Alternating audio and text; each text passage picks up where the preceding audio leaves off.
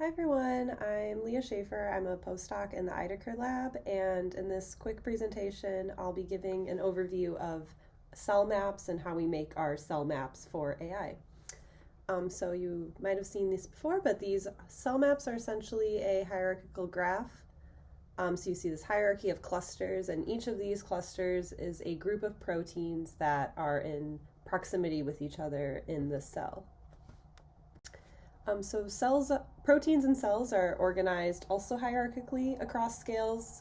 So at the lower end of our hierarchy, we'll have individual proteins that typically fold into some structure, and then proteins will interact with one another to form protein complexes. And in living cells, these complexes are going to be participating in different pathways that will keep the cell alive and dividing. And these pathways are going to occur within larger organelles or larger cell compartments. So, for example, the nucleus or the mitochondria. And all of these different cell compartments that contain these complexes and proteins exist within the cell as a whole, on the order of around 50 microns. So one of the major goals of our cell mapping projects is trying to map out how proteins are organized across this full length of range of scales in the cell. And so imaging and interaction data are two of the data modalities that we've used and are using to characterize these different cellular components which contain proteins. So at the smaller end of the scale, you have different methods for trying to map out protein interactions. So for example, one of these methods is affinity purification mass spectrometry. And so in these experiments, a bait protein will be pulled out of your sample, and then the associated prey proteins will be identified using mass spectrometry. And so then what you get if you can perform multiple of these experiments is these networks where you'll each of these nodes is a protein and an edge represents a bait-prey relationship. And you begin to see these larger complexes forming from multiple of these pull downs being performed, and we're able to really begin mapping out these protein interactions and complexes. And at the larger end of the hierarchy, at the larger cell component range, we have protein immunofluorescent imaging, where different cellular markers, such as the nucleus or the microtubules, can be stained with one color.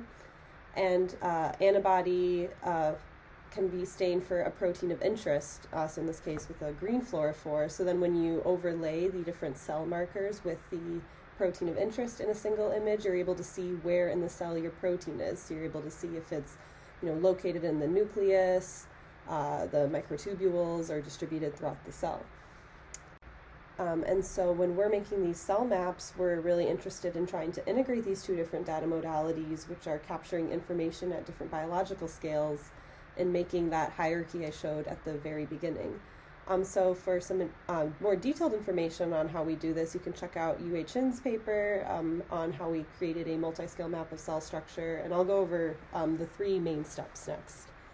But essentially our goal is to integrate our imaging data and our protein interaction networks into pairwise protein proximities, so determine how close every pair of proteins are in the cell, and then perform clustering on this to make our larger hierarchy you saw. So the very first step is we embed the data for each protein, or for each modality separately. So then for each protein, we'll have an embedding, and an embedding is a lower dimensional representation of higher dimensional data. So essentially for each protein, we're going to have a list of numbers that represents that protein that has captured information from the much higher dimensional data of a full image or a full protein interaction network. And so the two algorithms we use in our cell map process for making these embeddings is, for the imaging data, we have the DenseNet algorithm that had been trained to classify the image's subcellular location of the protein in each image, so if it's in the nucleus or the mitochondria. And so we extract the penultimate layer, and this is our embedding lower dimensional representation for that protein based on its image. And for the protein interaction network, we use Node2Vec, which essentially performs a series of random walks and uses that as a way to generate embeddings for each protein that capture information about the interaction neighborhood of the protein in the original network. So proteins with more similar interaction neighborhoods are going to have more similar embeddings. Our next step is we want to integrate these embeddings into one single integrated embedding we can use in our cell mapping process. So here essentially what we do is we train a neural network to co-embed these embeddings, and essentially we're trying to learn a new latent integrated embedding space that captures information from both of the original data modalities. So we want to be able to use this integrated embedding to both reconstruct the original separate embeddings, as well as we use some contrastive learning to try to make sure we're capturing similarities in the original embedding spaces. So proteins that have similar embeddings in the APMS space or the imaging space, we want those to also be similar in our new integrated latent space.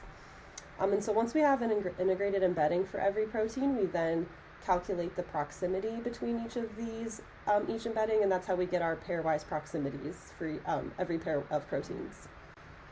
And so then our final step is pan-resolution clustering of these pairwise proximities. And so we perform this pan-resolution clustering in order to get a hierarchy. So we'll perform clustering at really higher resolution, higher stringency. So we're really just capturing proteins that have really high close proximities, and we're capturing in this clustering step, really smaller, tightly associated proteins that might be forming a small complex or a subunit of a complex.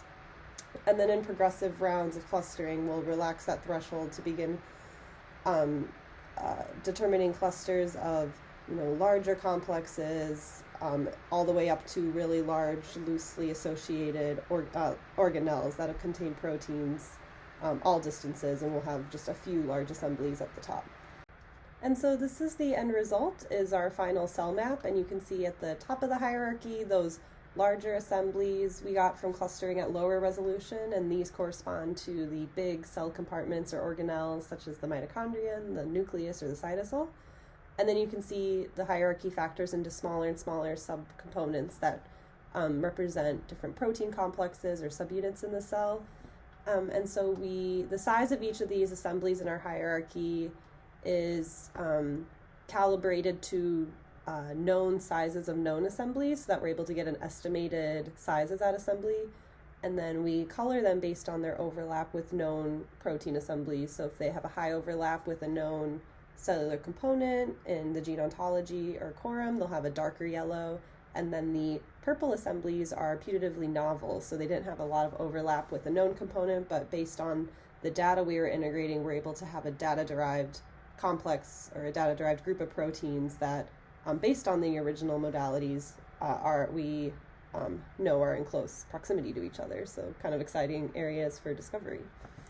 So that's how we make our cell maps, and I believe in the sessions after this, you'll be hearing about really specifically how we've taken this whole process and formatted it into a Python toolkit to make the whole process reproducible.